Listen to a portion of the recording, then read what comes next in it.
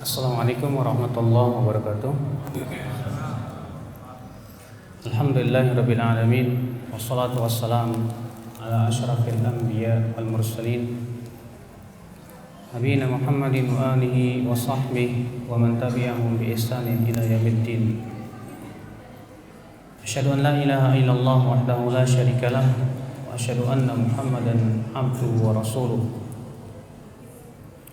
Allah Ta'ala fi kitabihil karim, ya ayyuhalladzina amanu taqullaha haqqa tuqatih wa la tamutunna illa wa antum muslimun, amma ba'd. Alhamdulillah, ibu-ibu sekalian dan bapak sekalian, kita bersyukur kepada Allah atas limpahan karunia dan nikmat yang Allah berikan kepada kita. Allah Subhanahu wa Ta'ala memberikan kepada wanita banyak sekali keistimewaan. Apa itu keistimewaan yang dimiliki oleh wanita? Yang pertama, bahwa wanita mempunyai kemuliaan yang agung. Di masa kecil, ketika wanita itu masih kecil, maka wanita memberikan pahala besar kepada orang tuanya. Rasulullah SAW bersabda, "Man kanat indahu bintan," siapa yang memiliki dua anak wanita, fa ahsana suhbatahuma, lalu ia pun berbuat baik kepada anak wanitanya tersebut, kana ma'i fil jannah hakada, maka nanti ia di surga bersamaku seperti ini. Ya. Subhanallah, ternyata memelihara anak wanita besar sekali pahalanya di sisi Allah Subhanahu wa Ta'ala. Ketika kita berbuat baik kepada anak wanita, ketika kita menyayangi anak wanita sampai ia besar, sampai ia kita nikahkan, maka kata Rasulullah, orang tua seperti itu yang berbuat baik kepada anak wanitanya, maka ia bersama Rasulullah SAW di dalam surga seperti ini, dekat kedudukannya dengan Rasulullah SAW. Ketika wanita telah menjadi istri, maka memberikan peluang kepada para laki-laki untuk menjadi sebaik-baiknya manusia. Karena Rasulullah SAW bersabda, khairukum li ahli wa ana khairukum li ahli. Sebaik-baik kamu adalah yang paling baik kepada istrinya, dan aku yang terbaik kepada istriku. Rasulullah SAW, ibu-ibu dan bapak sekalian, mengatakan, sebaik-baik kamu siapa? Yang paling baik kepada istrinya. Banyak lelaki yang baik kepada masyarakat, banyak lelaki yang baik kepada manusia, tapi kepada istrinya dia bersikap arogan. Kepada istrinya dia tidak berbuat baik kepada mereka. Apakah yang terbaik itu orang yang sudah sukses memimpin sebuah negara, memimpin sebuah masyarakat? Ternyata Rasulullah mengatakan, lelaki yang sukses, yang paling baik itu adalah yang sukses di dalam membina istrinya. Karena Rasulullah sabda, khairukum li ahli. Sebaik-baik kamu adalah yang paling baik kepada istrinya, kata Rasulullah SAW. Subhanallah.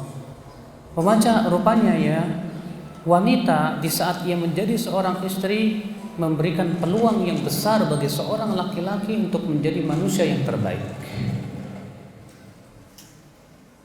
Ketika wanita telah menjadi seorang ibu, maka betapa agung hak seorang ibu, betapa mulia hak seorang ibu.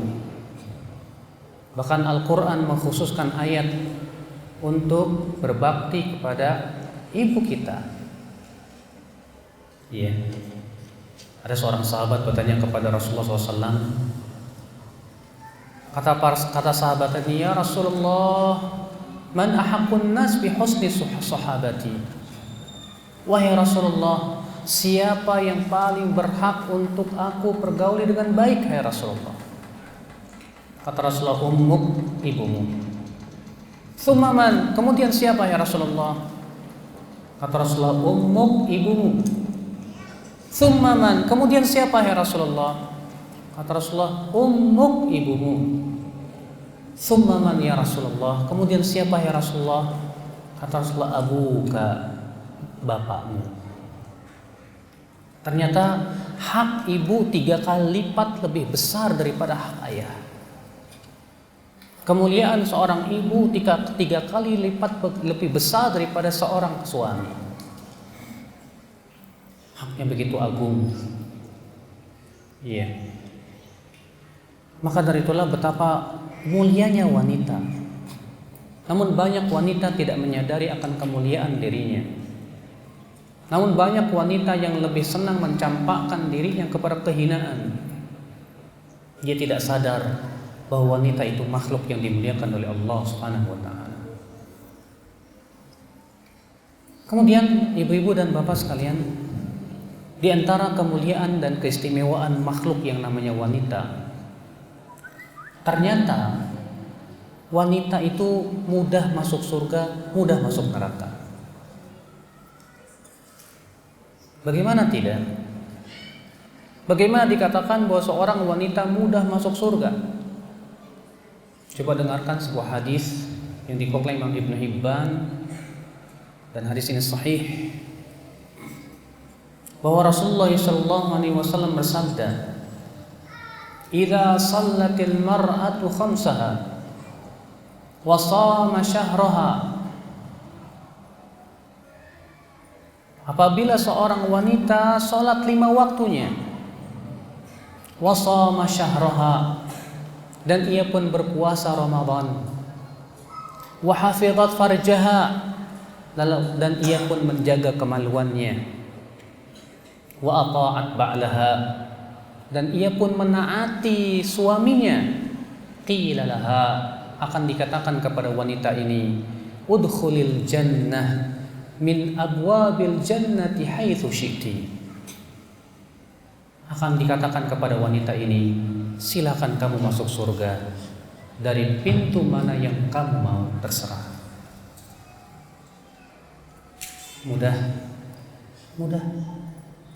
Bayangkan Rasulullah SAW mengatakan, apabila wanita sholat 5 waktu dan ia berpuasa Ramadan dan ia menjaga kemaluan dan ia menaati suaminya, berapa ini? 4 perkara saja. Kata Rasulullah, siapa yang melakukan 4 perkara ini dari wanita, akan dikatakan kepada wanita itu, silakan kamu masuk surga dari pintu mana yang kamu mau. Dan pintu surga itu ada 8, Pak. Ada 8 pintu surga. Bapak tahu, dari laki-laki jarang sekali yang bisa masuk ke surga dari pintu mana saja dia mau. Tapi wanita hanya melakukan 4 perkara ini saja, dikatakan kepada wanita ini, silahkan kamu masuk surga dari pintu mana saja kamu mau. Luar biasa. Tapi wanita pun mudah masuk neraka. Sebagaimana disebutkan dalam hadis riwayat Bukhari dan Muslim, bahwa Rasulullah SAW bersabda, ra'aitun nar, aku melihat api neraka, fa idza aktsaru ahlihan nisa, ternyata kebanyakan penduduk neraka itu wanita, yakfurna, mereka kufur, ya, yakfurna al-ashir wa yukthirna al-la'n, mereka banyak kufur kepada suami, mereka pun juga suka melaknat. Idza ahsana ahadukum ila ihdahun, apabila salah seorang suami berbuat baik kepada istrinya sepanjang tahun, tsumma ra'at minka khairan, tsumma khairat minka syai'an, kemudian istri itu melihat kesalahan suaminya, kemudian si istri berkata, ma ra'aitu minka khairan qat, aku tidak pernah melihat adanya kebaikan pada diri kamu. Maka kata Rasulullah, wanita seperti ini masuk ke dalam api neraka. Ibu-ibu Makanya subhanallah, wanita adalah makhluk yang dimuliakan oleh Allah Subhanahu wa taala. Wanita diberikan oleh Allah keistimewaan. Maka dari itu ibu-ibu sekalian, Allah ingin memuliakan wanita. Allah tidak ingin mencampakkan wanita. Dan hendaklah para wanita menyadari bahwa dirinya dimuliakan oleh Rabb-Nya, oleh penciptanya. Allah tidak memerintahkan wanita mencari nafkah, tapi Allah memerintahkan para laki-laki lah yang mencari nafkah. Allah ingin wanita tinggal di rumah-rumah mereka, mengurus anak-anak mereka, menjaga kehormatan mereka. Sementara laki-laki lah yang pergi untuk mencari nafkah. Karena itu yang diperintahkan oleh Allah, pencipta wanita, pencipta laki-laki. Karena wanita tercipta dari tulang rusuk dan tidak tercipta dari tulang punggung. Maka jangan kamu jadikan wanita sebagai tulang punggung, Pak. Karena ia tercipta dari tulang rusuk. Bapak dan ibu-ibu sekalian, yang akan kita bahas hadis yang saya sebutkan tadi. Karena judulnya silakan masuk surga dari pintu mana yang kamu mau. Rasulullah SAW bersabda, "Idza shallatil mar'atu khamsaha." Apabila seorang wanita salat 5 waktu, wa shamat syahraha, dan ia berpuasa di bulan Ramadan, wa hafizat farjaha, dan ia menjaga kemaluannya, wa ata'at ba'laha, dan ia menaati suaminya, qila laha, akan dikatakan kepada si wanita ini, udkhulil jannah, masuklah kamu ke surga, min abwabil jannati syi'ti, dari pintu surga yang kamu mau, silahkan. Allahu akbar. Kata Rasulullah, apabila seorang wanita menjaga sholat 5 waktu. Kenapa Rasulullah SAW mengatakan apabila wanita menjaga sholat 5 waktu? Karena terkadang kita melihat wanita begitu sibuk mendidik anak, bersama anaknya rewel dan yang lainnya, sehingga dia harus sibuk dengan anaknya. Bahkan terkadang ketika seorang wanita sedang sholat, bayinya menangis. Ketika ia sedang sholat, anaknya rewel. Ketika ia sedang sholat, ada saja halangan-halangan yang menghalangi dia untuk bisa khusyuk di dalam sholatnya. Kalau laki-laki, dia pergi di sana, di luar sana mencari nafkah. Wanita bersama anak-anaknya, dia mendidik anak-anak, dan terkadang anak-anak itu rewel, Pak. Sesuatu yang mungkin laki-laki tidak akan sabar padanya. Makanya di antara hikmah mengapa Allah menciptakan wanita lebih dominan perasaan daripada akal. Karena dengan perasaan itulah dia berhasil menyayangi anaknya. Sedangkan laki-laki lebih dominan akal daripada perasaan. Karena Allah ciptakan ia untuk mencari nafkah. Makanya bapak-bapak mana sabar, ya. Jadi bapak rumah tangga ngurus anak-anak yang rewel. Mungkin bapak-bapak lebih banyak, tuh sama mama sana. Tapi seorang ibu bersama anak 24 jam sabar. Kenapa? Itulah hikmah kenapa wanita itu diberikan oleh Allah perasaan yang lebih dominan. Ikhwata Islam azakumullah, sebuah keseimbangan yang luar biasa dalam rumah tangga.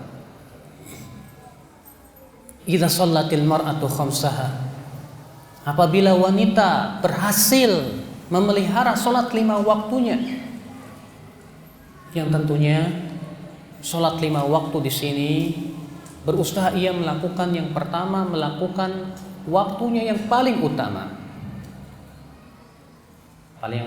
Waktu yang paling utama kapan? Di awal waktu. Ya, sebagaimana Rasulullah pernah ditanya, wahai Rasulullah, amal apa yang paling utama? Kata Rasulullah, as-salatu ala waqtiha, wa fi riwayatin as-salatu fi awwali waqtiha, yaitu salat di waktunya. Dalam suatu riwayat, salat di awal waktunya.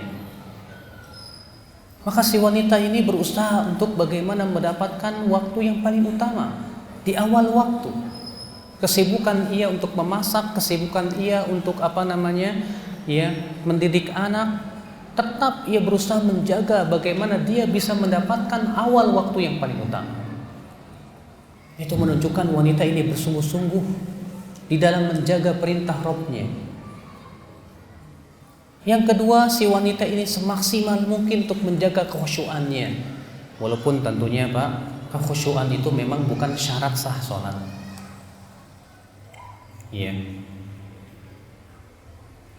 Terkadang wanita sedang sholat, Allahu Akbar, anaknya nangis. Akhirnya apa? Banyak wanita gara-gara itu sholatnya tidak tumakninah, Pak. Tidak tumakninah, cepat-cepat. Gimana nih?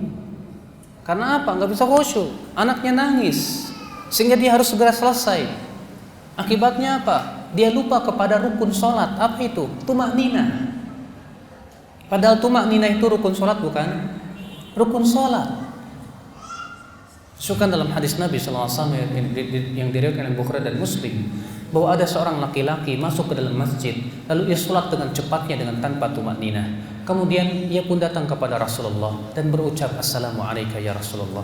Maka Rasulullah bersabda, wa alaikassalam, irji fasalli fa innaka lam tusalli. Balik lagi kamu sholat, kamu belum sholat. Lalu ia pun sholat lagi dengan cepatnya. Setelah selesai sholat, ia datang lagi ke Rasulullah. Kemudian Rasulullah bersabda lagi, balik lagi kamu sholat, kamu belum sholat. Ia pun sholat dengan cepatnya lagi, datang lagi ke Rasulullah. Kemudian Rasulullah bersabda lagi, balik lagi kamu sholat, kamu belum sholat. Akhirnya orang ini berkata, wahai Rasulullah, aku tidak tahu kecuali ini, hai Rasulullah. Kata Rasulullah, kalau kamu mau sholat, berwudulah, kemudian menghadaplah ke kiblat, lalu kemudian bertakbirlah, kemudian ruku, bacalah yang mudah dari kamu dari Al-Quran, rukulah dengan tumakninah, dan seterusnya daripada hadis tersebut. Nah, seorang wanita ketika ia bisa memelihara tumakninahnya, rukun-rukunnya di dalam sholatnya, itu menunjukkan kesungguhan dia. Padahal dia sedang sibuk. Kadang seorang wanita lagi masak lupa sholat aja, astagfirullahaladzim. Ini gimana nih gosong? Oh gitu, gimana Ustadz? Boleh nggak saya batalin? Jadilah nggak apa-apa, batalin aja dulu. Ya, diangkat dulu baru sholat lagi daripada nggak khusyuk. Lagi sholat Allahu Akbar, anak nangis, gimana nih pengen digendong? Gendong aja bu. Kenapa disebutkan dalam hadis Nabi SAW, diriwayatkan Abu Dawud, bahwa Rasulullah SAW pernah beliau sholat asar sambil menggendong cucunya yang bernama Umamah. Digandongnya di mana? Di pundaknya. Diangkatnya cucunya itu disimpan di pundaknya. Ketika bau sujud, diangkatnya, simpan sujud beliau. Ketika beliau berdiri, diangkatnya lagi, disimpan lagi. Demikian 4 rakaat. Yang melakukan itu siapa? Rasulullah SAW. Seakan Rasulullah ingin memberikan kemudahan kepada umatnya. Tapi memang subhanallah, betul bagi seorang wanita untuk betul-betul menjaga sholat itu memang banyak tantangan. Makanya Rasulullah SAW mengatakan, idza shallatil mar'atu khamsaha, apabila seorang wanita berhasil menjaga sholat 5 waktunya, tentunya dengan apa? Rukun-rukunnya, syarat-syaratnya, tumakninahnya. Demikian pula hal-hal yang sifatnya paling utama buat sholat tersebut, ternyata tidak mudah. Wasamat syahraha, kata Rasulullah, dan ia berpuasa di bulan Ramadan. Dan ternyata wanita tidak sama laki-laki, Pak. Banyak laki-laki setiap bulan Ramadan, alhamdulillah, puasanya lengkap 30 hari atau 29 hari. Tapi adakah wanita yang puasa Ramadannya lengkap 30 hari? Hampir tidak ada. Jarang, mungkin yang sudah menopause saja yang bisa.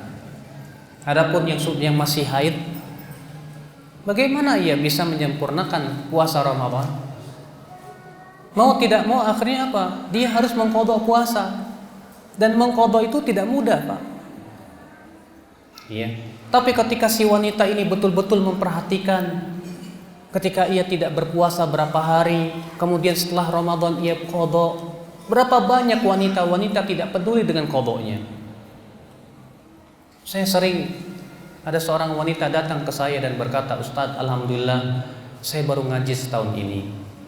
Cuma sebelum ngaji, Ustadz, saya nggak pernah mengqadha puasa." Memang sudah berapa tahun ibu nggak mengqadha? Ya sekarang umur saya 50 tahun. Dari semenjak balik ibu nggak mengqadha? Iya, masya Allah. Apakah saya harus qadha, Ustadz? Naam, harus diqadha. Berapa tahun hitung aja sendiri. Ya. Ibu haid berapa hari tiap bulan? Tiap bulan Ramadan tuh ya 6 hari lah. Berarti sekitar 20 tahun lah Bu ya. Atau 30 tahun yang lalu. Ya sekitar itu 30 kali 6 Bu. Berapa tuh? 60 hari. Ya qadha, diqadha. Nah, ibu-ibu sekalian, kenapa wanita-wanita banyak yang malas? Karena memang mengqadha itu bukan pekerjaan yang mudah. Antum saja, kita saja terkadang ya, ketika kita sedang sakit kemudian selesai bulan Ramadan, untuk mengqadha itu terkadang sulit. Laki-laki, gimana wanita? Wanita itu sibuk melayani suami, sibuk juga harus masak, sibuk juga harus doa, berbagai macam pekerjaan yang harus dia lakukan. Ternyata mengqadha tidak mudah bagi wanita. Butuh kepada keimanan dan rasa takut kepada Allah Subhanahu wa taala. Makanya Rasulullah SAW mengatakan wasamat syahraha, dan ia berpuasa di bulan Ramadan. Ya. Yang dimaksud kata para ulama yaitu berpuasa penuh 30 hari. Ibu-ibu dan bapak sekalian. Kemudian Rasulullah bersabda, wa hafizat farjaha, dan menjaga kemaluannya. Menjaga kemaluan di sini kata para ulama masuk padanya menjaga kehormatan dia sebagai seorang wanita. Menjaga kehormatan dia sebagai seorang istri. Sehingga apa? Pertama, dia tidak pernah mempertontonkan auratnya kecuali hanya kepada suaminya saja. Kecuali kepada mahram-mahramnya saja. Dia berusaha untuk menutup auratnya. Dia berusaha untuk menjalankan perintah Rabbnya yang Allah berfirman, "Ya ayyuhan nabi, qul li azwajika wa banatika wa nisa'il mu'minin yudnina 'alaihinna min jalabibihin." Wahai Nabi, katakan kepada istri-istrimu, kepada wanita-wanita, kepada anak-anak wanitamu, dan kepada istri-istri kaum mukminin, hendaklah mereka melabuhkan jilbab-jilbab mereka. Maka ia pun menutup auratnya. Ia takut kepada Allah untuk mempertontonkan auratnya kepada laki-laki yang bukan mahramnya. Ia pun berusaha untuk menjaga kehormatannya, tidak rendah di mata laki-laki. Banyak, maaf ibu-ibu ya, wanita-wanita bagaikan bunga yang bisa didatangi dan dijamah oleh setiap kumbang yang datang kepadanya. Makanya kalau ibu-ibu ada orang yang mempermisalkan seperti bunga, jangan mau Bu. Iya, ibu bagaikan bunga. Bunga itu hina Bu. Kenapa? Karena bunga itu tidak menolak setiap kumbang yang datang. Semua orang bisa menikmati bunga. Setiap kumbang yang datang bisa merasakan manisnya bunga. Permisalan yang paling bagus buat ibu-ibu apa? Bagaikan kerang, bagaikan mutiara dalam kerang di dasar lautan. Ia tersembunyi tapi sangat berharga di hadapan manusia. Siapa yang tidak mengetahui tentang bagaimana harganya mutiara? Bahkan mungkin mutiara lebih mahal daripada emas dan perak sekalipun juga. Walaupun ia tersembunyi dalam kerang, bahkan di dasar lautan, manusia melihatnya dengan penuh penghargaan. Bagaimana di hadapan Rabb-nya? Tentu lebih berharga lagi. Makanya itu para wanita, jadilah kalian bagaikan mutiara dalam kerang di dasar lautan. Dan jangan kalian menjadi bagaikan bunga-bunga yang semua laki-laki bisa menikmati kalian. bisa menikmati keindahan kalian. Jangan wahai wanita. Makanya Rasulullah mengatakan wahafidhat farjaha, dan wanita itu menjaga kemaluannya. Maksudnya menjaga kehormatan dirinya. Banyak wanita, maaf, dia ingin dilihat cantik oleh laki-laki lain di luar sana, sehingga ia pun bertabarruj, mempercantik diri. Akhirnya apa? Dia ingin supaya laki-laki di luar sana bisa melihat dirinya cantik. Masya Allah. Maka dari itu wahai wanita, sebelum kamu berpakaian, tanyakan kepada diri kita, kepada diri sendiri. Saya mempercantik diri ini untuk siapa? Saya mempercantik diri ini karena apa? Karena ternyata saya mempercantik diri ini ternyata untuk dinikmati para laki-laki. La ilaha illallah. Kalau begitu berapa banyak dosa-dosa yang Anda, wahai wanita, dapatkan dari setiap laki-laki yang memandang Anda dan menikmati kecantikan Anda. Tapi hendaknya wahai wanita, sebelum Anda berpakaian, berpikirlah, apakah pakaian saya ini mendatangkan keridhaan Rabb saya dan pencipta saya?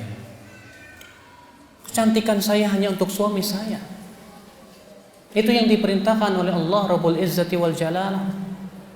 Itu yang diperintahkan oleh Rasulullah SAW. Lihatlah para bidadari-bidadari surga itu. Allah Subhanahu wa taala mensifati para bidadari itu apa? Fihinna qasiratut tarf, lam yatmithunna insun qablahum wala jan. Di dalam surga itu ada bidadari-bidadari yang matanya selalu menundukkan. Lam yatmithunna insun qablahum wala jan.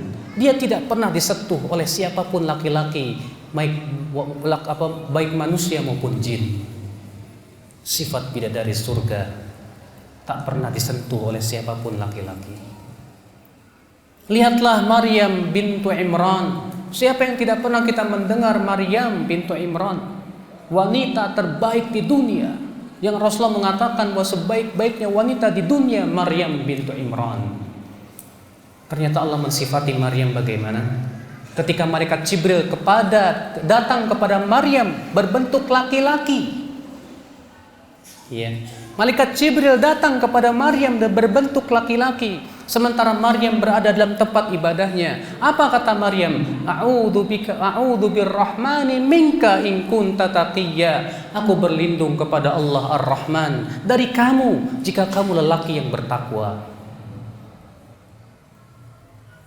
Seorang wanita yang ternyata memelihara kehormatan dirinya. Sebaik-baiknya wanita itu yang bernama Maryam bintu Imran. Ternyata Allah mensifati beliau sebagai wanita yang sangat memelihara kehormatan dirinya. Makanya Rasulullah mengatakan wahafidhat farjaha. Dia menjaga kemaluannya, menjaga kehormatan dirinya. Naam, subhanallah. Kemudian yang keempat Rasulullah mengatakan wa ata'at ba'laha, dan dia menaati suaminya. Ibu-ibu sholat 5 waktu enggak, Bu? Alhamdulillah Ustaz. Berpuasa Ramadan? Alhamdulillah. Ibu berusaha menjaga kemaluan? Sudah, alhamdulillah. Tapi untuk menaati suami gimana? Nah, ini menjadi tanda tanya besar. Kenapa Ibu? Karena menaati suami itu ternyata tidak mudah. Menaati suami itu bukan sesuatu yang mudah. Naam, mudah ketika ibu masih cinta kepada suami. Kalau ibu sedang cinta sama suami, apapun yang diperintahkan suami mudah bagi ibu, mudah. Tapi ketika ibu lagi sebel sama suami, gimana rasanya? Ibu lagi kesel sama suami. Suaminya bilang, "Mah, ambilin teh dong." Ambil aja sendiri suami. Iya. Kata Kata Rasulullah, wa ata'at ba'laha, dan dia menaati suaminya. Tentunya ibu ya, menaati suami ini dalam perkara yang ma'ruf, bukan dalam maksiat ibu. Maka kalau suami bilang ke ibu, "Mah, kamu kok ya nggak bersolek, pakai lipstik dong, pakai bedak gitu. Kan saya nggak malu bawa kamu ke sono di mall. Ya. Udah nggak usah pakai jilbab lah, kamu kan cantik rambutnya." Kira-kira ibu taat nggak bu sama suami seperti itu bu? Katakan pada suami, "Mas, saya itu cinta banget sama kamu mas. Tapi Allah dan Rasulnya lebih saya cintai mas. Saya takut memaksiati kamu mas, tapi saya lebih takut memaksiati Allah dan Rasulnya mas. Karena saya yakin kamu suamiku tidak akan bisa memelihara aku dari api neraka." Makanya dari itulah ibu-ibu sekalian ya, menaati suami dalam perkara yang ma'ruf, bukan dalam perkara maksiat. Kalau suami memerintahkan ibu berbuat maksiat, la ta'ah wala sam', tidak boleh taat, tidak boleh mendengar kepada makhluk dalam perkara maksiat kepada Allah Rabbul Izzati wal Jalal. Menaati suami adalah merupakan pekerjaan yang tidak mudah bagi wanita. Kenapa? Karena ia butuh kepada kekuatan iman. Lalu bagaimana seorang istri supaya bisa menaati suaminya? Ibu, agar seorang istri bisa menaati suami, hendaklah ia memperhatikan hal-hal berikut ini. Yang pertama, pandanglah suami sebagai tempat untuk mendulang pahala di sisi Allah. Ibn Hibban meriwayatkan, Al-Bazzar juga meriwayatkan bahwasanya ada seorang wanita datang kepada Rasulullah SAW. Kemudian Rasulullah SAW bersabda kepada wanita itu, "Adatu zaujin anti?" Kamu punya suami? Kata wanita itu, "Na'am ya Rasulullah." Iya. "Kaifa anti min?" Bagaimana sikap kamu terhadap suamimu? Kata wanita ini, "La alu juhdan illa ma'ajiztu." Aku terus berusaha wahai Rasulullah berbakti kepada suamiku, kecuali apa yang aku tidak mampu wahai Rasulullah. Maka Rasul bersabda, "Unzuri aina anti min, fa innama huwa jannatuki aw naruki." Lihatlah oleh kamu bagaimana kamu di mata suamimu, karena suamimu adalah surgamu atau nerakamu. Sadarkah wahai istri bahwa suamimu adalah surgamu atau nerakamu? Sekarang saya mau tanya sama ibu-ibu. Ibu ingin menjadikan suami ibu sebagai surga ibu atau sebagai neraka ibu? Saya yakin semua ibu-ibu akan berkata, saya ingin menjadikan suami saya sebagai surga saya. Lalu bagaimana dong caranya? Nah, disinilah ketika seorang istri memandang suaminya, ini surga saya, maka ia berusaha semaksimal mungkin untuk berbakti kepada suaminya. Ia berusaha semaksimal mungkin untuk membahagiakan suaminya. Masya Allah. Dahulu seorang yang bernama Su'da, seorang tabi'iyat, ketika melihat suaminya pulang, terlihat wajahnya sedang cemberut suaminya itu. Rupanya wanita yang salihat ini ketika melihat suaminya cemberut, yang ia pandang adalah dirinya dulu. Lalu ia berkata, "Wahai suamiku, adakah sesuatu yang membuat kamu tidak ridho dari perbuatanku, wahai suamiku? Sehingga engkau datang ke rumah dalam keadaan cemberut, barangkali aku melakukan hal yang tidak kamu ridhoi, hai suamiku. Jika memang ada, hai suamiku, aku akan ridhokan kamu." Kata suaminya, "Wahai istriku, kamu sebaik-baiknya wanita. Aku lagi banyak pikiran, ada permasalahan di luar." Masya Allah ya. Ibu kalau melihat suaminya pulang dari kantor, pulang kerja ke rumah cemberut, kira-kira ibu gimana bu? Ngambek nggak bu? "Kamu kok datang-datang cemberut situ sih?" Ya.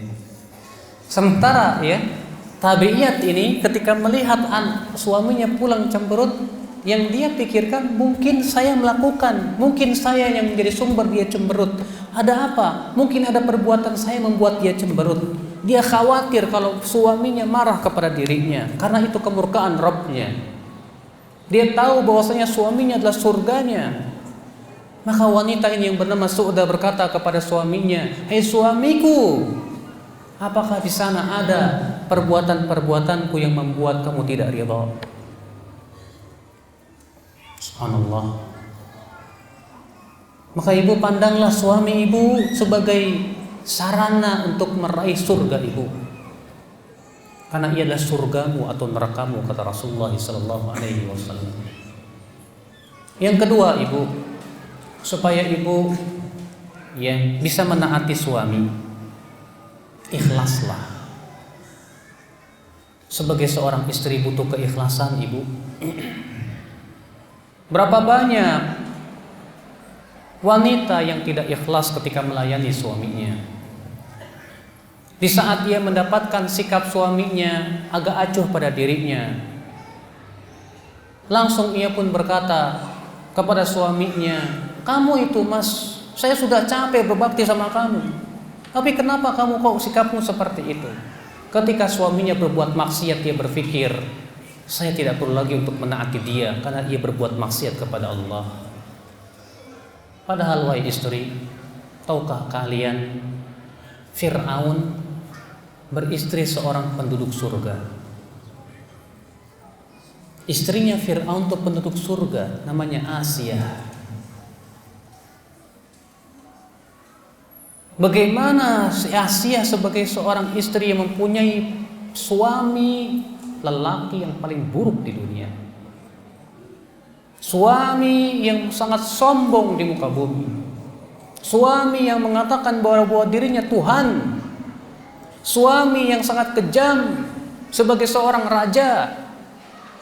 Adakah ibu-ibu di sini yang suaminya seperti Fir'aun? Bu, suami ibu kayak Fir'aun gak bu?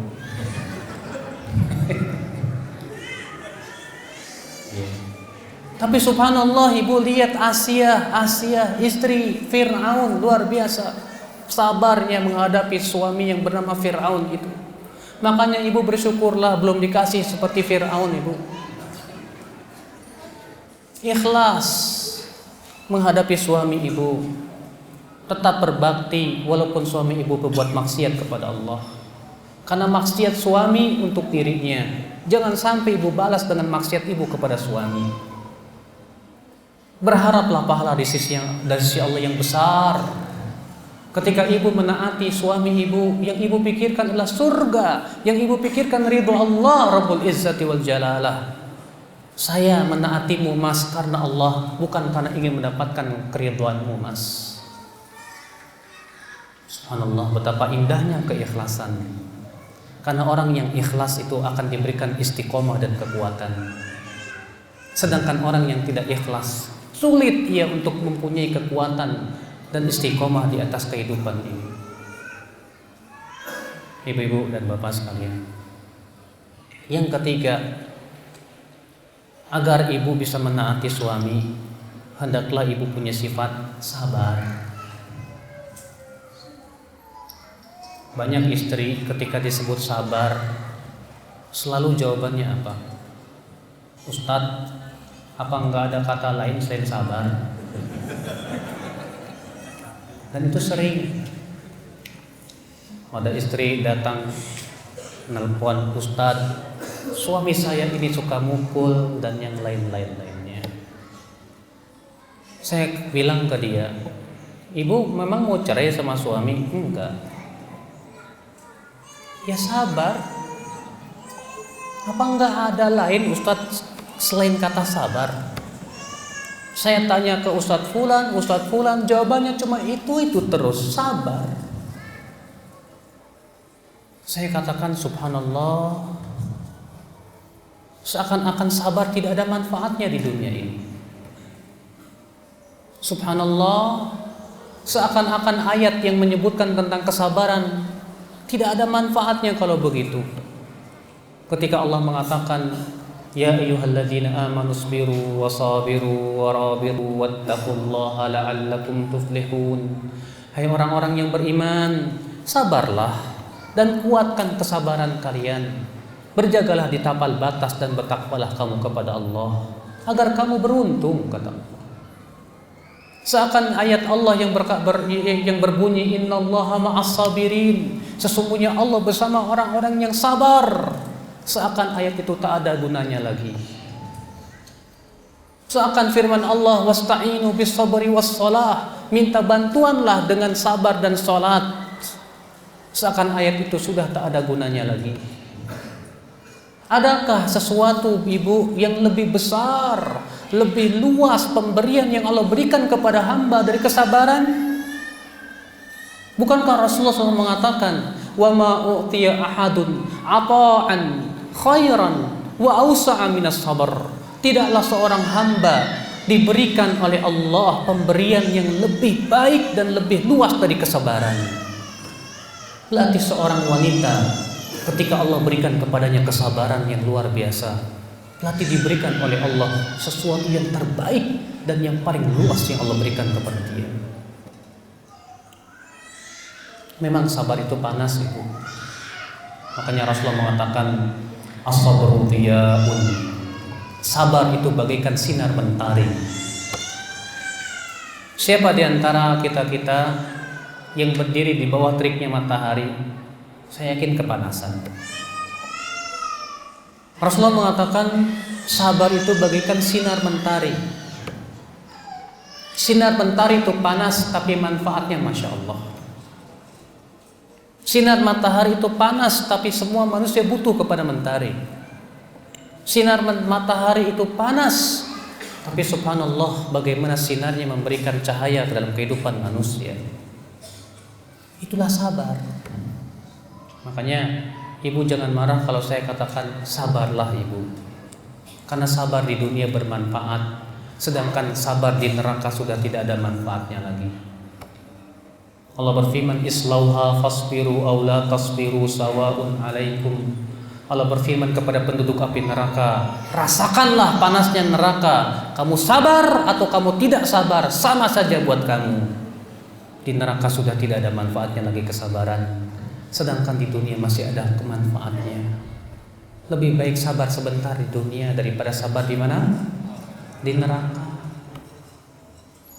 Tapi kalau memang ibu nggak sabar, nggak sanggup lagi dengan suami yang zalim, syariat kita mengizinkan ibu untuk minta cerai, silakan.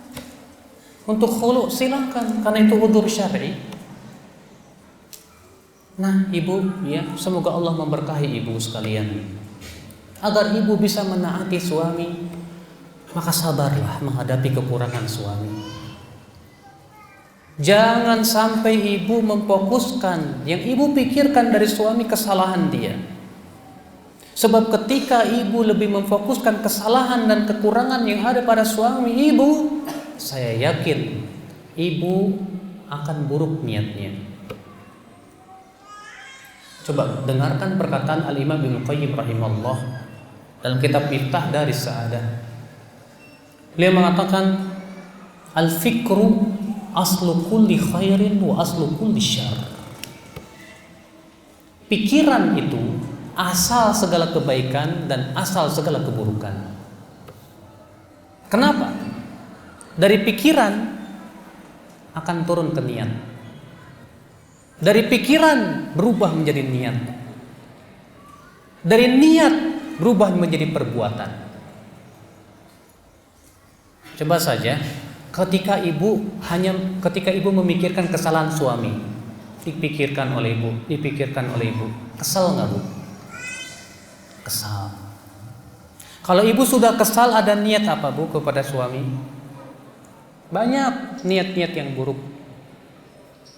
Rasanya ibu ingin memuntahkan kekesalan ibu kepada suami, baik itu dengan sumpah serapah atau kata-kata yang menyakiti hati ataupun pandangan mata yang melotot. Iya, dari mana? Dari pikiran. Makanya ibu, ataupun seorang suami, Ketika melihat kekurangan yang ada pada pasangan kita, jangan fokuskan pikiran kita kepada kekurangan itu. Rasulullah SAW bersabda, la yakrahu mu'minun mu'minah, tidak boleh seorang mukmin membenci istrinya yang mukminah. Fa in kariha minha khuluqan radiya minha akhar, kalau dia tidak menyukai satu akhlak atau beberapa akhlak dari istrinya, dia masih suka kepada akhlak yang lainnya. Artinya, ketika kita tidak suka kekurangan yang ada pada istri kita, wahai suami, hendaklah kamu lihat yang kamu sukai daripada akhlaknya. Demikian pula istri. Siapa di dunia ini laki-laki atau wanita yang tak ada kekurangannya? Ada? Saya pernah setelah kajian tanya jawab, ada seorang ikhwan nanya, Ustadz, Masya Allah ya, kalau baca tentang kehidupan Khadijah bintu Khuwailid, istri Rasulullah itu luar biasa. Yang saya tanyakan, Ustadz, bagaimana caranya supaya bisa dapat istri seperti Khadijah? Saya bilang, kalau kamu pengen punya istri seperti Khadijah, kamu harus seperti Rasulullah. Mungkin? Dia bilang gak mungkin. Kalau begitu kamu gak mungkin dapat Khadijah. Ya. Kita ingin suami ibu bagaikan seorang nabi yang sempurna, yang tak pernah ada kekurangannya, sehingga ketika ada sedikit kekurangan ibu pun benci kepadanya. Itu sifat wanita yang disebutkan oleh Rasulullah masuk ke dalam api neraka, ibu. Dan hadisnya sudah saya sebutkan tadi. Kata Rasulullah, aku melihat neraka ternyata kebanyakan penduduknya wanita. Kenapa? Yakfurnal ashir, karena mereka kufur kepada suami. Ketika suami sudah banyak berbuat baik kepada istri, gara-gara satu atau dua keburukan, si istri berkata kepada suaminya, ma ra'aitu minka khairan qat, aku tidak pernah melihat kebaikan yang ada pada dirimu. Subhanallah. Maka dari itulah ibu sabar menghadapi kekurangan suamimu, karena ia manusia biasa yang tak lepas dari kekurangan. Di mana ada gading yang tak retak? Ya, pasti setiap manusia ada kekurangan. Tapi tolong jangan fokuskan pikiran kita kepada kekurangan itu. Fokuskan pikiran kita apa yang kita sukai dari pasangan kita. Insya Allah hal itu akan memelihara cinta kita kepada suami. Ibu, semoga Allah merahmati ibu dan memberkahi ibu.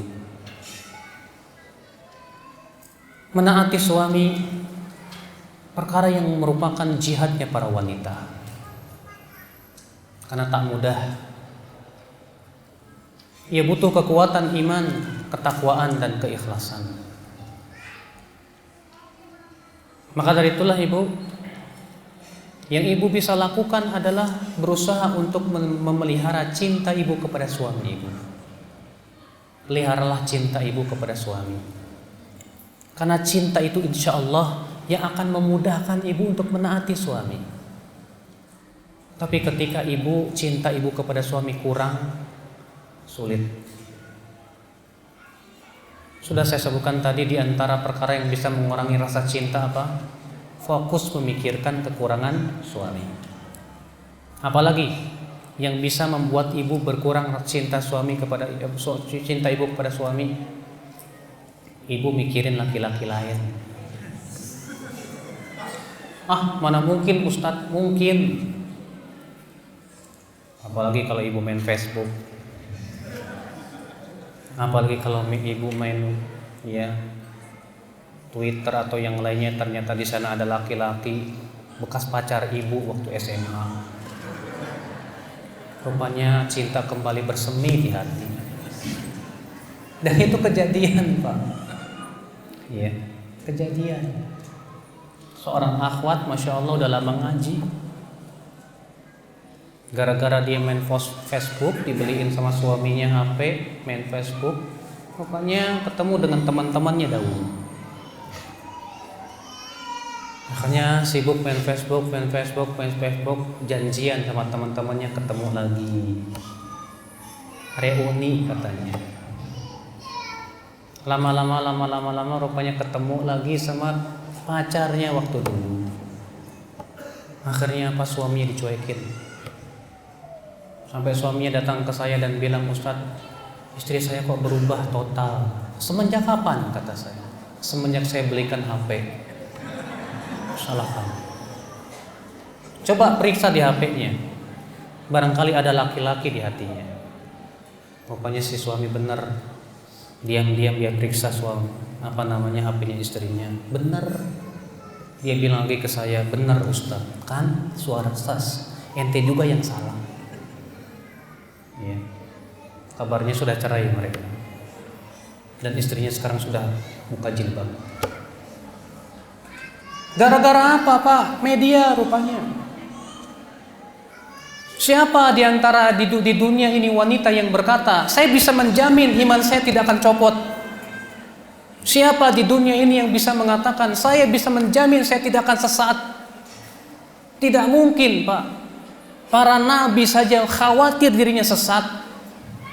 Nabi Ibrahim alaihissalatu wassalam saja khawatir dirinya sesat. Sampai Nabi Ibrahim berdoa, wajnubni wa baniya an na'budal asnam. Ya Allah, jauhkan aku dan anak-anakku untuk menyembah berhala. Nabi Ibrahim saja khawatir dan tidak bisa menjamin dirinya Pak untuk bisa istiqomah di atas kebaikan, Pak. Maka dari itulah ibu-ibu, peliharalah cinta cinta ibu kepada suami. Jauhkan hal-hal yang bisa mengurangi rasa cinta ibu kepada suami ibu. Pandanglah suamimu sebagai surgamu, wahai ibu. Di saat ibu sudah mulai berkurang cintanya, maka tetaplah yang ibu harapkan adalah pahala di sisinya. Terkadang cinta itu hilang sama sekali karena ada perkara sesuatu yang bisa menghilangkannya. Tapi tetaplah berharap pahala, jangan sampai berkurang. Ada seorang wanita datang kepada Umar bin Khattab dan berkata, wahai Amirul Mukminin, tadi pagi suami saya datang ke saya dan berkata, hai istriku, tolong jujur. Jujurlah kepadaku. Aku berkata kepada dia, jujur apa Mas? Kata suamiku, kamu sebetulnya cinta gak sama aku? Aku minta dengan nama Allah, jujurlah. Akhirnya aku berpikir dia sudah minta kepadaku dengan nama Allah, masa saya gak jujur? Akhirnya saya bilang ke istri kepada suamiku, hai suamiku, kalau kamu memang mau minta kejujuran dariku, saya katakan saya tidak cinta kamu. Tapi saya kepikiran, saya kira-kira dosa enggak ya? Apa kata Umar bin Khattab kepada wanita ini? Kenapa kamu tidak berdusta? Kenapa kamu tidak berdusta? Katakan kepada suamimu bahwa kamu cinta kepada dia. Berapa banyak rumah tangga yang dibangun tidak di atas cinta, tapi rumah tangga yang dibangun di atas berharap pahala. Mungkin ibu berkata, saya tidak cinta pada suami, Ustaz. Iya, tapi berharaplah pahala dari suami ibu. Iya, memang itu berat. Tapi itulah memang, untuk meraih surga itu tidak mudah, ibu. Rasulullah sabda, huffatil jannatu bil makarih. Surga dikelilingi oleh yang berat-berat untuk hawa nafsu. Sedangkan neraka huffat bisyahawat. Neraka itu dikelilingi dengan syahwat. Ternyata untuk meraih surga tidak mudah. Kita harus berjuang melawan hawa nafsu. Kita harus berjuang dan berjihad melawan hawa nafsu kita. Berat. Ya. Makanya Rasulullah sabda, al-mujahidu man jahada nafsahu li ta'atillah. Mujahid itu adalah yang menjihadi dirinya untuk menaati Allah Subhanahu wa ta'ala. Maka dari itulah ibu, mari kita ibu-ibu terutama berjihad terhadap suami ibu. Ibu berjihad untuk menaati suami ibu. Ibu berjihad untuk mendidik anak-anak ibu. Ibu pun berjihad untuk senantiasa menjaga kehormatan ibu dan berusaha untuk merealisasikan 4 perkara dalam hadis tadi. Idza shallatil mar'atu khamsaha, apabila wanita menjaga salat 5 waktunya, wa shamat syahraha, berpuasa Ramadan, wa hafizat farjaha, dan menjaga kemaluannya, wa ata'at ba'laha, dan menaati suaminya, qila laha, akan dikatakan kepada istri seperti ini, udkhulil jannah, masuklah kamu ke surga, min abwabil jannati haitsu syi'ti, dari pintu surga yang kamu mau. Masya Allah. Baik, karena sudah selesai, ya, ini sudah ada peringatan dari panitia, katanya untuk waktu tanya jawab. Tentunya yang saya akan jawab yang bisa saya jawab, yang nggak bisa yang nggak bisa.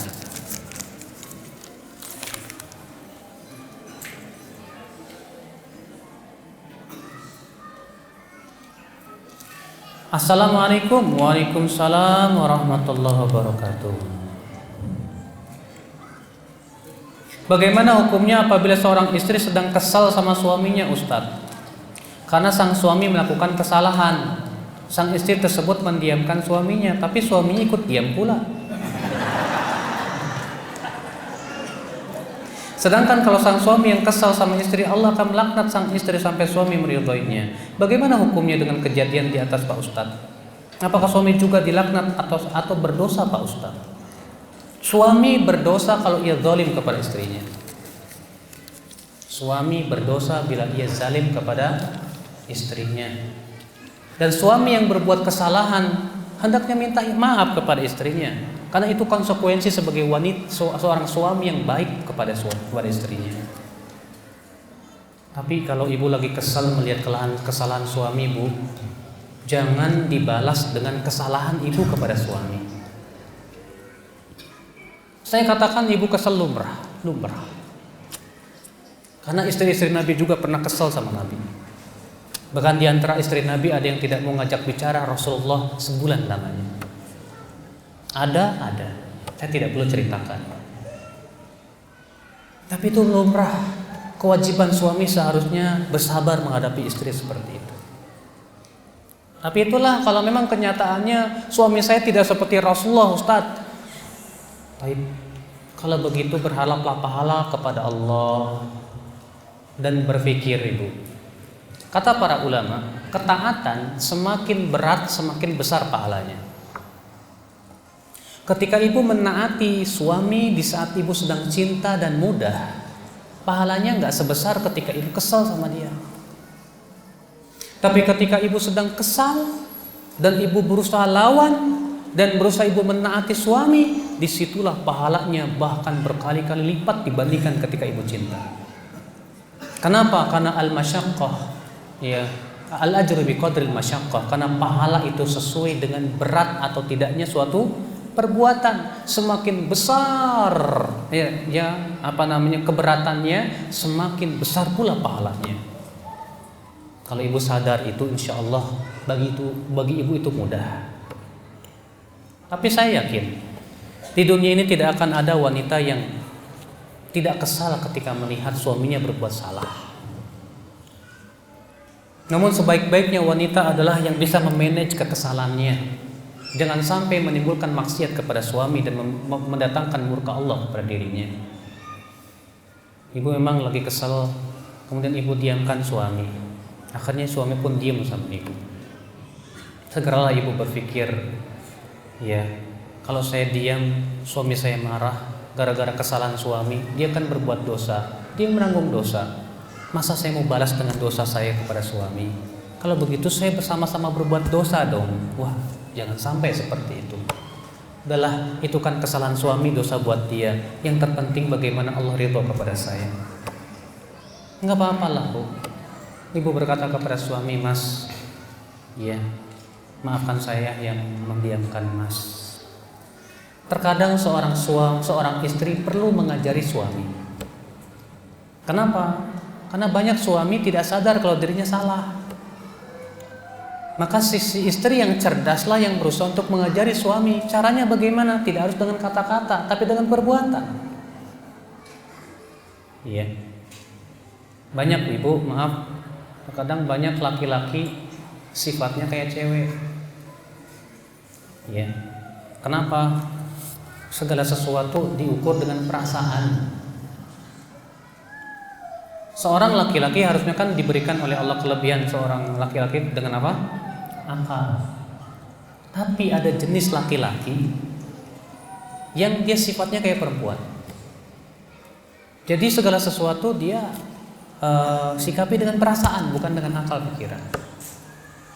Maka pada waktu itu ibu sebagai seorang istri jangan menghadapi perasaan dengan perasaan lagi. Karena kalau dua perasaan bertabrakan seperti itu, hancur segala sesuatu. Mendingan ibu mengalah sedikit untuk kebaikan rumah tangga ibu dan untuk mendatangkan keridhaan Allah Subhanahu wa taala.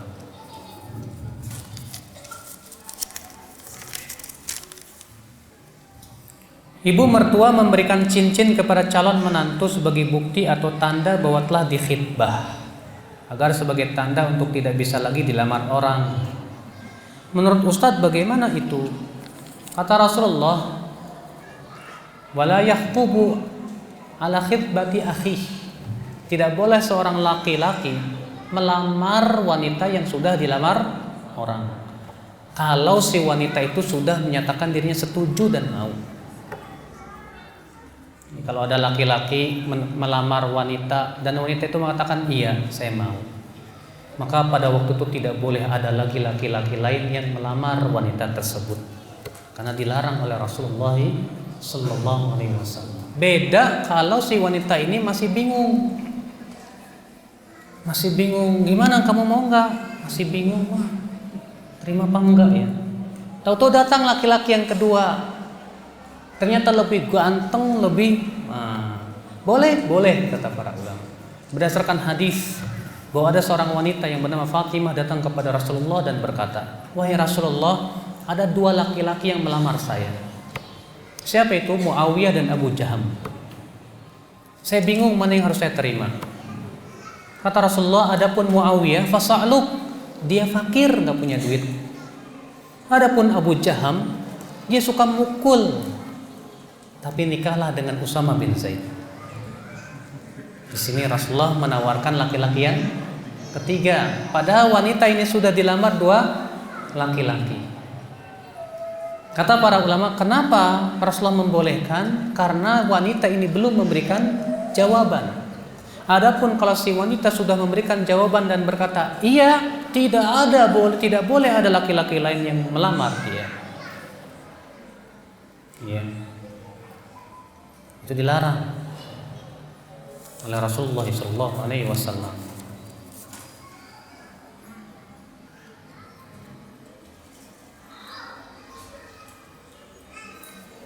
Hutang puasa atau ibu-ibu masih tersisa sampai Ramadan berikutnya, apakah bisa bayar fidyah?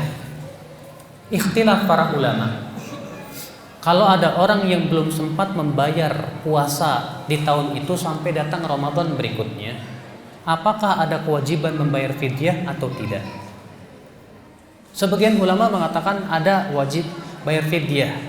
Dasarnya fatwa dari salah seorang sahabat yang bernama Ibnu Umar, diriwayatkan juga dari Aisyah. Namun kebanyakan ulama mengatakan tidak perlu bayar fidyah karena tidak ada dalilnya. Karena Allah hanya mewajibkan fidyah itu hanya buat orang-orang yang tidak mampu.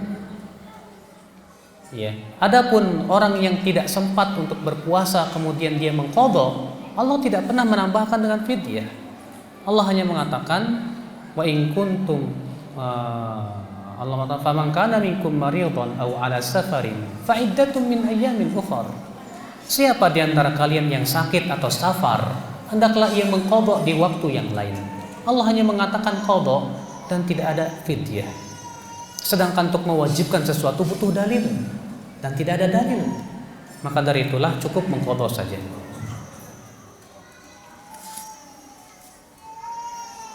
Ustadz, suami saya dulu masuk Islam, tapi sekarang sudah baik lagi ke agamanya yang dulu. Perkawinan kami bagaimana? Sudah otomatis lepas. Kenapa? Karena Allah mengatakan tidak halal wanita muslimah untuk laki-laki yang tidak muslim. Allah berfirman dalam surat Al-Mumtahanah, lahunna hillul lahum wa lahum yahilluna lahun. Para wanita muslimah tidak halal untuk laki-laki yang bukan muslim. Dan orang laki-laki yang bukan muslim tidak halal untuk wanita yang muslimah. Maka apabila suami ibu keluar dari agama Islam, sudah otomatis ikatan perkawinan ibu putus. Dan ibu haram untuk bergaul dengan suami ibu, karena itu hukumnya zina.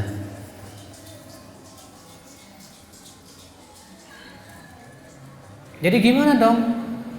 Kewajiban ibu adalah untuk segera urus perceraian. Tapi bagaimana dengan Fir'aun? Dulu kan asli istrinya Fir'aun. Itu syariat orang terdahulu. Kata para ulama, syariat Nabi terdahulu, syariat yang terdahulu, apabila sudah dihapus oleh hukum Islam, maka sudah tidak berlaku lagi. Ya, wallahu.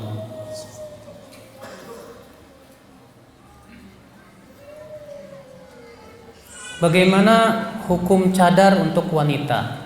Terjadi perselisihan para ulama tentang cadar, menjadi dua pendapat. Sebagian ulama mengatakan wajib dan sebagian mengatakan sunnah. Dan yang mengatakan sunnah itu pendapat jumhur kebanyakan para ulama.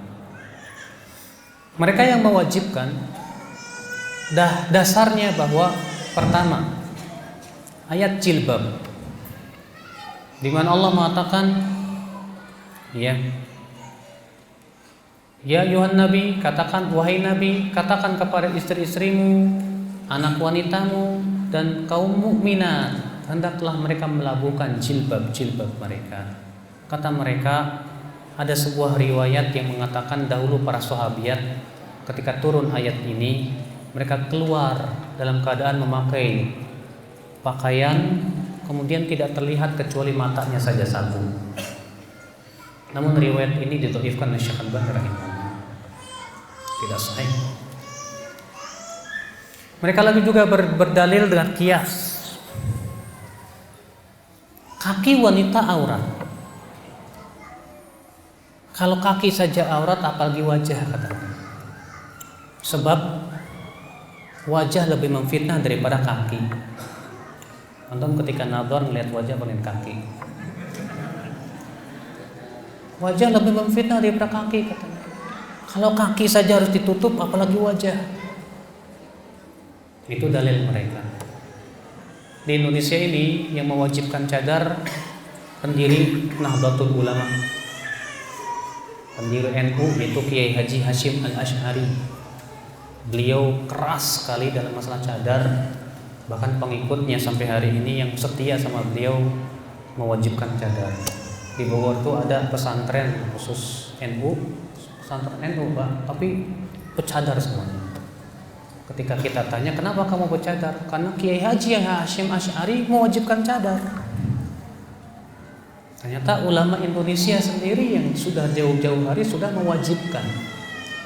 Bahkan saya punya buku Muktamar NU dari 1 sampai 24. Itu di keputusan NU di nomor 5 disebutkan tentang disyariatkannya cadar. Dan aneh banyak yang tidak mengetahui. Sedangkan jumhur mengatakan sunnah, tidak wajib, hanya dianjurkan saja. Dan saya lebih condong kepada pendapat jumhur.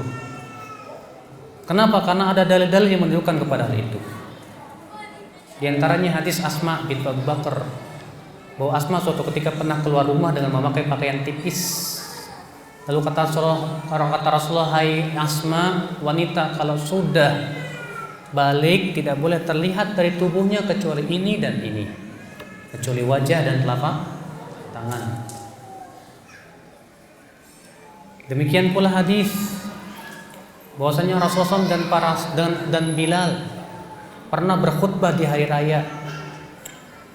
Setelah Rasulullah berkhutbah kepada laki-laki, Rasulullah merasa suaranya tidak sampai kepada wanita.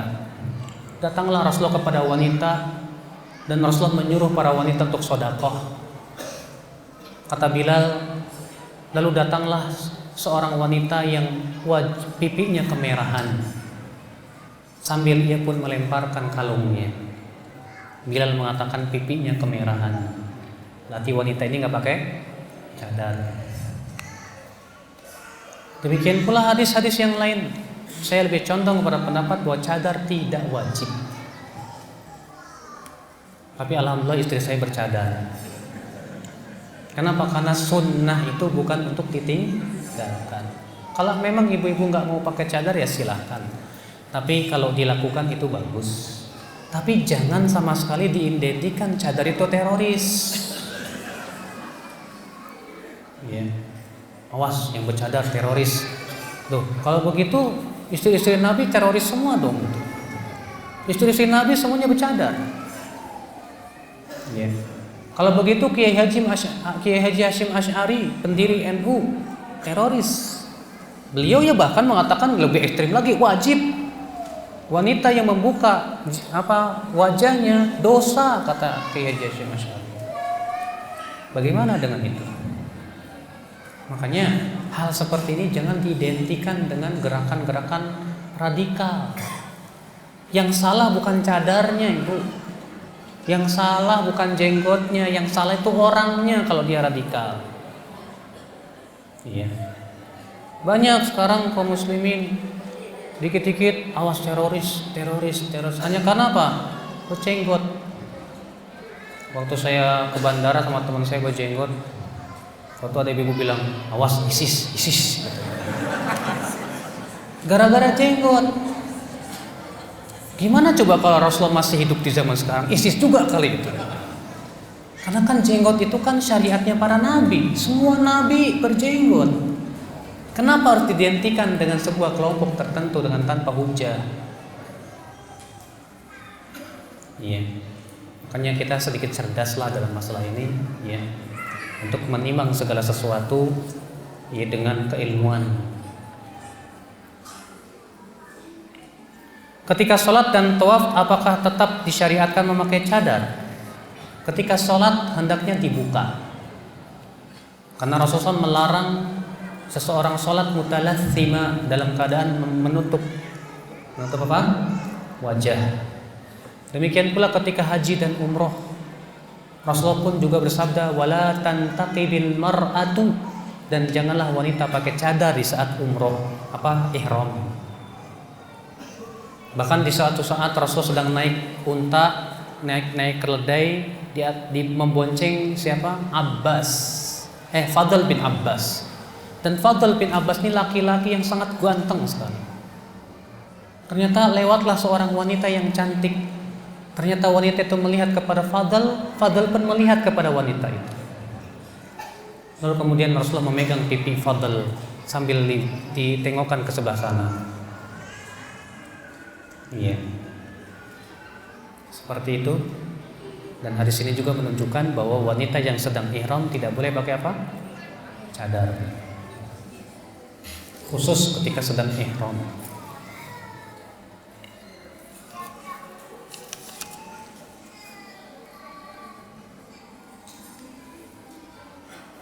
Ustadz, tolong nasihat antum ketika di dunia nyata seorang suami menjaga istrinya berteman dengan orang lain, tapi di Facebook atau dunia maya dia membiarkan istrinya berteman dengan siapa saja, bahkan dengan lawan jenisnya, dan saling berkomentar di FB. Katakan kepada suami seperti ini, kamu merasa aman istrimu tidak akan berkhianat? Kamu akan merasa aman, hati istrimu akan tetap bersih. Kamu merasa aman, kalau kamu merasa aman silahkan awasi terus. Tapi siapa sih di antara kita yang merasa aman hatinya tidak akan terfitnah? Kadang sulit, ya. Untuk menjaga hati itu sulit dan sangat sulit sekali. Maka dari itu seorang istri lebih baik jangan sibuk Facebookan. Seorang istri kalau maupun Facebookan jangan menerima pertemanan laki-laki. Karena wanita itu lebih mudah terfitnah dibandingkan laki-laki, Mas. Kenapa? Ya, wanita itu terkadang kan semuanya dengan perasaan. Ketika datang laki-laki berbuat baik kepada dia, ya, lama-lama wanita terkadang terpengaruh dan yang lainnya. Saya tidak katakan laki-laki itu kuat, berapa banyak laki-laki pun juga tidak kuat. Maka dari itulah coba antum lihat, antum yang paling tahu tentang keadaan istri antum. Kalau memang antum tahu istri antum memang orang yang masya Allah, cuma masalahnya menjadi pertanyaan yang besar adalah, yakin antum bahwa hatinya tidak akan terfitnah? Yakin nggak? Kalau nggak yakin, ya berikan masukan yang baik kepada istri. Kenapa Ustadz wanita soleha itu disebut sebagai tiang negara dan tiang rumah tangga? Karena hancurnya suatu bangsa biasanya awalnya dari wanita dulu. Rasulullah bersabda, "Ittaqud dunya wattaqun nisa."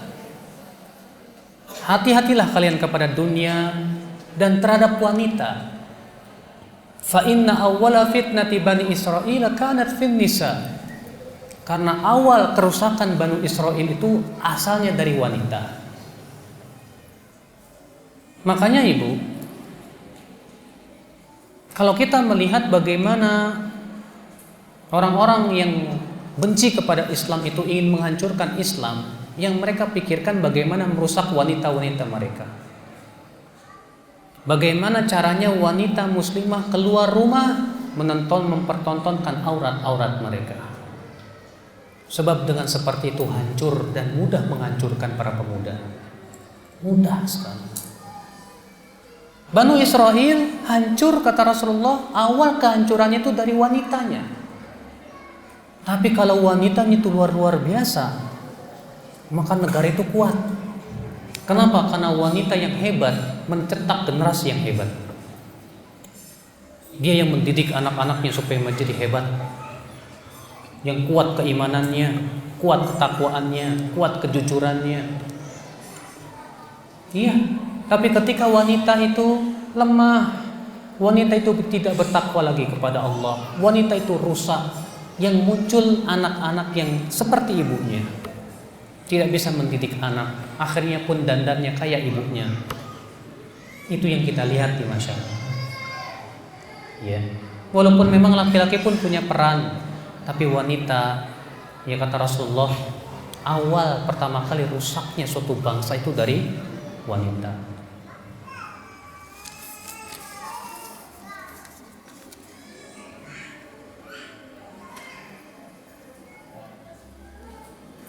Bagaimana hukum dengan cincin yang diberikan ibu mertua ke wanita saat lamaran tersebut khitbah? Dahulu Rasulullah tidak pernah pakai cincin-cincin seperti itu. Ya, kalau wanita itu sudah dikhitbah, sudah dilamar, sudah nggak boleh lagi dilamar oleh laki-laki lain. Tapi masalahnya, boleh nggak Ustadz kalau wanita ini berubah pikiran dan mundur, sementara dia sudah dilamar sama laki-laki itu? Jawabnya boleh. Kenapa? Karena dia belum menjadi istri. Kalau ternyata si wanita ini sudah mengatakan iya saya mau, ternyata di belakangan hari tahulah bahwa calon suaminya rusak akhlaknya, lalu dia berkata saya batalkan, saya nggak mau lagi, nggak masalah. Itu hak wanita.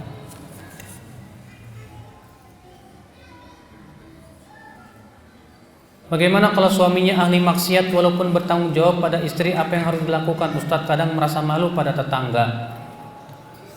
Ya ibu, kalau memang dia tetap bertanggung jawab terhadap istri, tapi ia berbuat maksiat, kewajiban ibu adalah memandang bagaimana supaya ibu bisa mendapatkan pahala unta merah. Kata Rasulullah, "Ayyahdiyallahu bika rajulan wahidan khairun laka min humurin na'am." Allah memberikan hidayah kepada seseorang melalui kamu, itu lebih baik buat kamu daripada unta merah. Maka ibu berpikir bagaimana caranya suami saya taubat dari maksiatnya. Bagaimana itu? Dakwahi dia, berikan nasihat, ya, sehingga pada waktu itu mudah-mudahan dengan kesabaran ibu, suami ibu dapat hidayah insya Allah.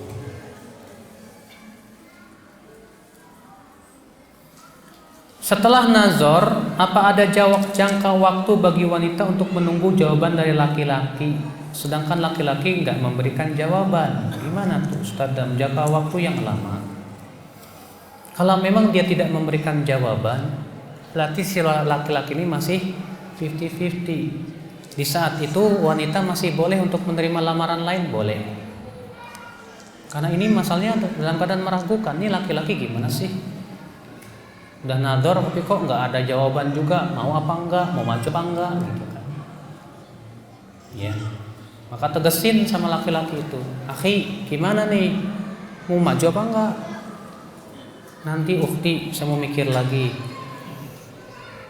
Ya, kalau memang ternyata wanita ini nggak mau banyak nunggu lagi, putuskan. Ya udah, kalau begitu maaf, saya putuskan sampai sini. Saya mau menerima lamaran laki-laki lain. Ya.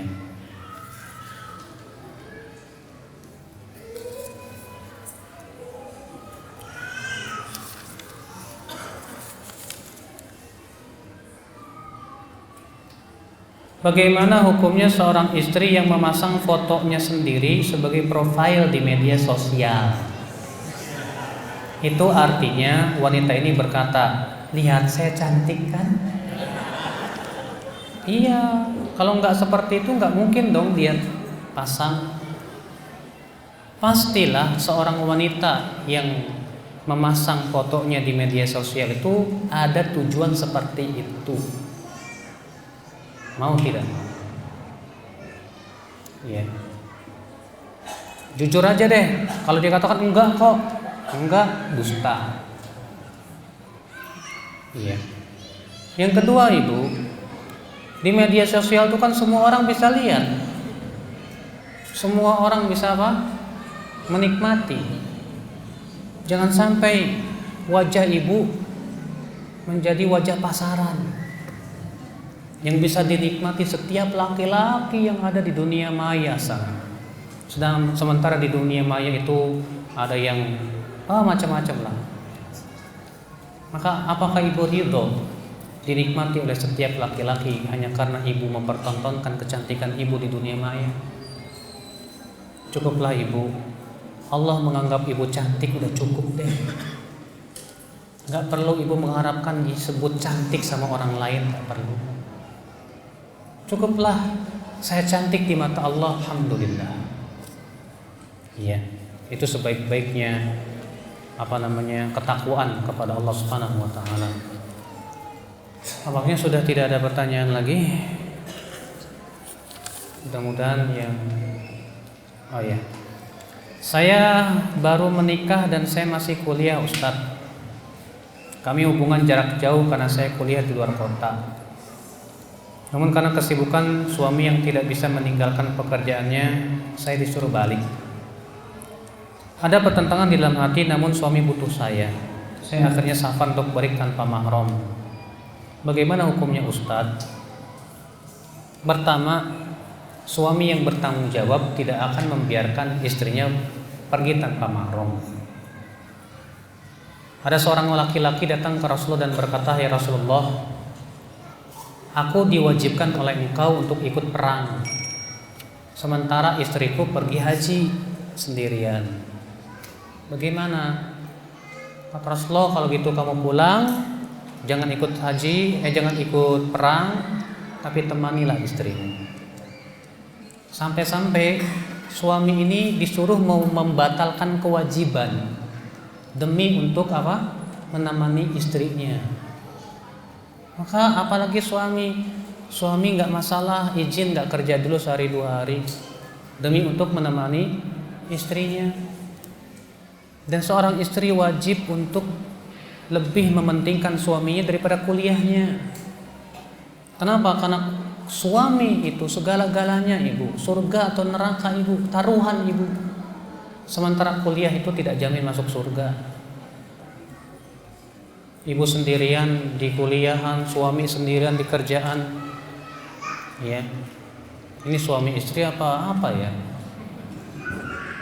Tidak berfungsi kalau begitu tujuan pernikahannya. Maka pulanglah ke suami. Dan Ibu kuliah bisa diambil di tempat Ibu atau lewat internet atau yang lainnya. Alhamdulillah di zaman sekarang masih ada kok universitas terbuka atau yang lainnya. ya yang bisa diambil. Allahu a'lam.